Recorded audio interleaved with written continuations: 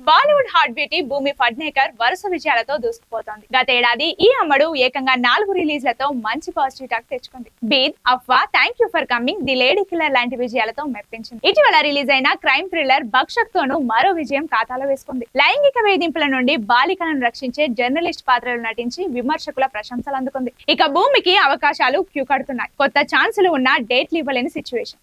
ఇదే టైంలో ఈ అమ్మడికి అరుదైన గౌరవం దక్కింది. ప్రపంచ ఆర్థిక వేదిక యంగ్ గ్లోబల్ లీడర్ గా కొత్త ఛాన్స్ తీసుకుంటుంది.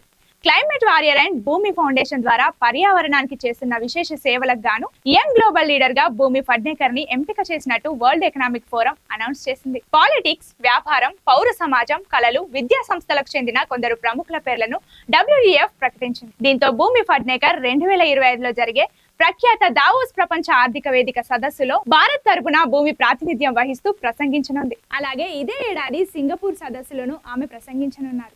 ఈ సందర్భంగా భూమి ఫడ్నేకర్ సంతోషం వ్యక్తం చేసింది. పర్యావరణ ప్రేమికురాలిగా, నటిగా, ప్రపంచ వేదికగా తన వాణి బలంగా వినిపిస్తానని చెప్పారు. ప్రస్తుతం భూమి ఫడ్నేకర్ చాలా సినిమాలకు కమిట్ అయింది.